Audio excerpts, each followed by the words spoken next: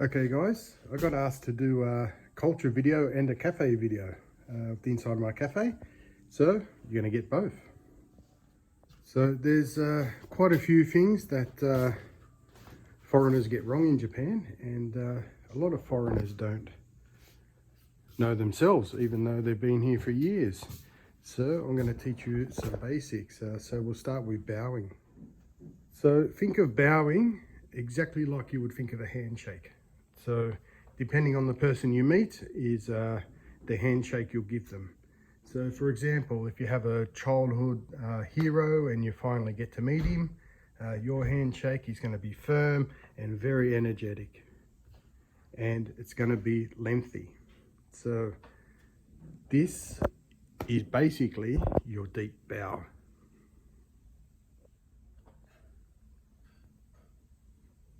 You're with one of your friends and an acquaintance comes along and he's got a friend and he introduces you to him. It's usually just a quick short handshake, isn't it? It's nothing too energetic or lengthy, and that's because you've just met them, and it's not really a big honourable time or whatever. So it's just a quick little firm handshake, and that's just your little head bob. So I've noticed a lot of funny things, especially with the foreigners. They overcomplicate things because it makes them look intellectual or something like that. But Japan is just like any other country. It's no different. And the bowing thing is because they don't have the handshake here. Touching people is generally frowned upon in Japan, and it's expressed with the bow. So you can get the meaning from the bow. And when it comes to saying sorry and things like this, that's a Japanese thing. The super deep, sorrowful bow, and that they hold it for a long time and all this. These sort of bows, they don't happen very often in one's life, and that's a Japanese cultural thing, and that is something I would totally avoid because you're going to do it wrong, and you're going to get your timing wrong, and everything's going to be wrong about it. So these sort of things, in my view, aren't even worth worrying about, and you may be sort of on the cringe level. Which brings me to the next one. People know about the bowing, maybe not all the little details, but just think of it as the handshake. But what people get wrong here, and I can pretty much say 90% of foreigners get this wrong, and it's because they haven't been told. And when I tell you this, it's going to make a lot of sense. So this is distance. In our culture, Australia, America, Canada, New Zealand, it's all very similar. When you talk to somebody, that's the distance. So you're looking at, say, a meter is the appropriate distance to talk to somebody. And in Japan, that is an inappropriate distance. An appropriate distance is double that. So on continental Europe, this is sort of our culture. You can come even a little bit closer if you're in Spain or France or Italy, slightly closer. So if somebody's this distance talking to you, it is a little bit claustrophobic and a little bit creepy in our culture. So just remember that distance to a Japanese person is like somebody this close talking to you, and they feel like they're being breathed on. In our culture, somebody that's 2 meters away when they're talking to you, that's a little bit creepy, isn't it? It sort of gives the impression that they don't want to speak to you at all, or that they're in a hurry and they want to leave. It's not a very warm distance.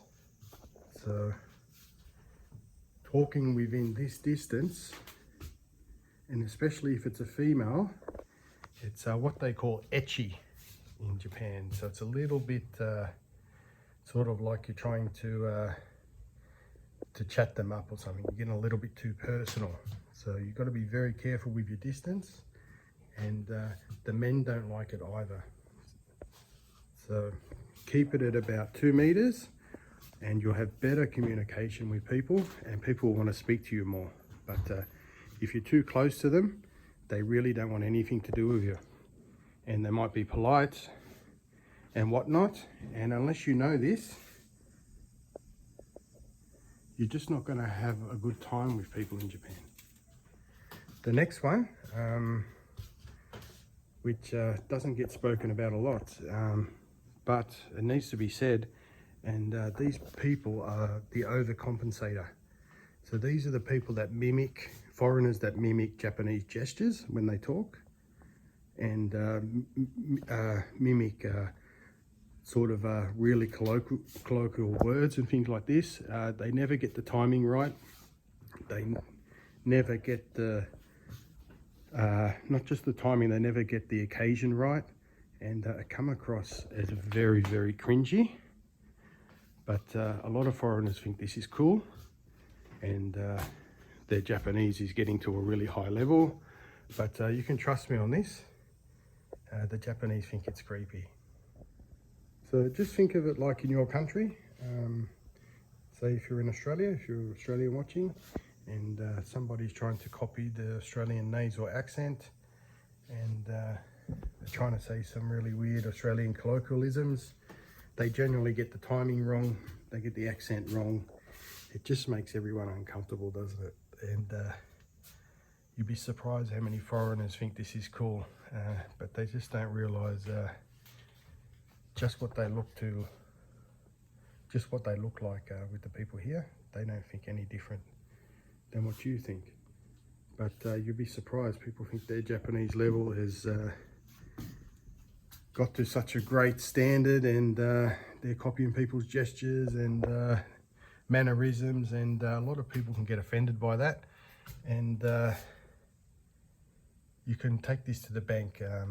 I would definitely avoid that, and if you want to have more genuine communication with people, you really need to be yourself, and don't be a parrot, because if you're a parrot and you're not genuine, people are going to pick up on that, and this is going to be to your detriment. So you can take this advice or not. That's my advice, and that's what I've been told as well, and it's what I've seen, and people can pick up on people that aren't genuine, and I would totally avoid this.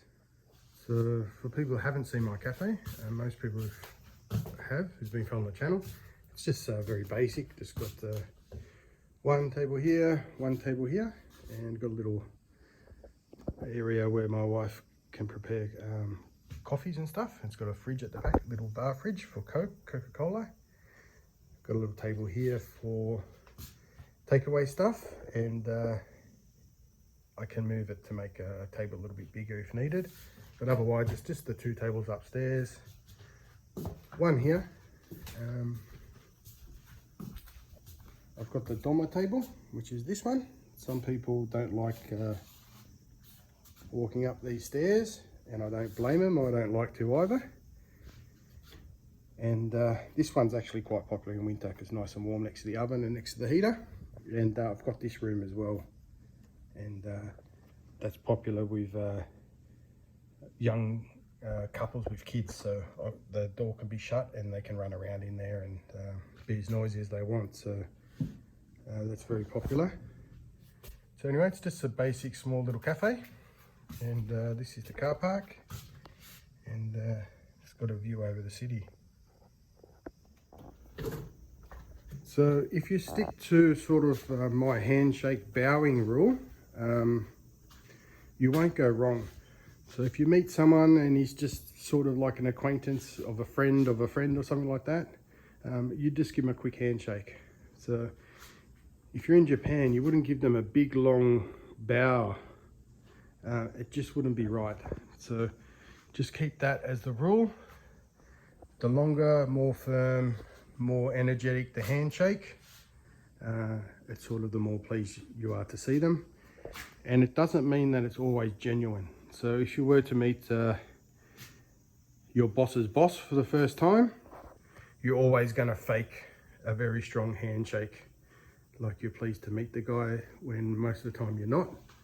That happens in Japan as well. Just because somebody's doing a big deep bow, it doesn't mean anything. So just have a look at the dynamics of the situation, It's never personal. It's just a greeting.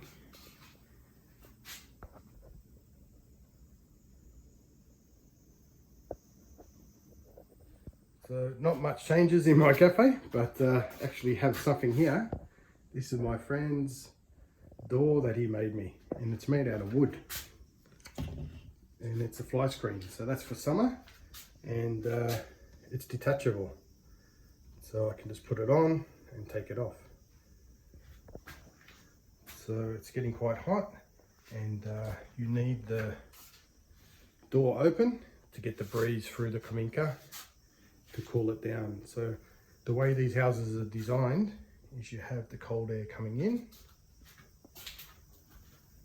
and hot air rises and it goes out through the roof here.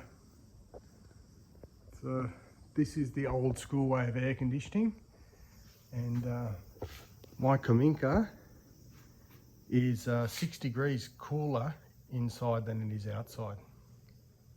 And this is because of the high roof, and then you have the effect of the draft and the hot air escaping. And there's actually really no need for air conditioning. It does get a little bit hot, but it's only for a month. And if I were to install air conditioning anywhere, it wouldn't make a great deal of difference in this part of the house because everything's not insulated. The roof's not insulated, which would cost an absolute fortune to do. Only the living part of my house has the floor and ceiling insulation.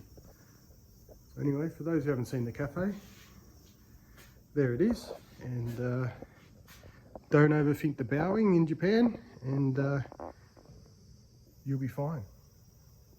So anyway, as always, hope you like the video.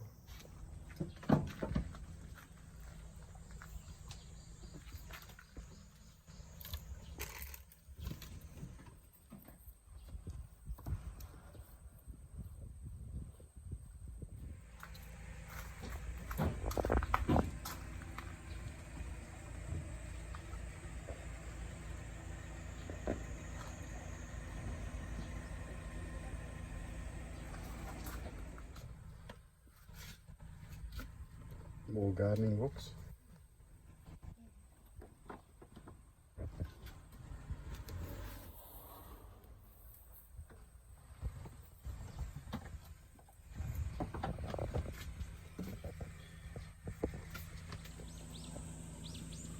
So we're back at the mobile library.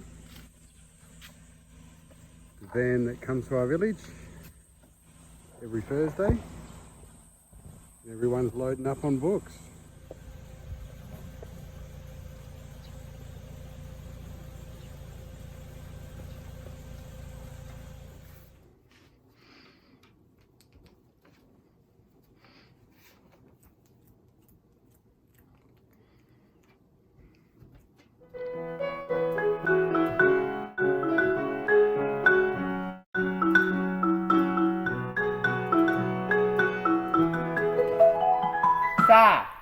Let's go back home.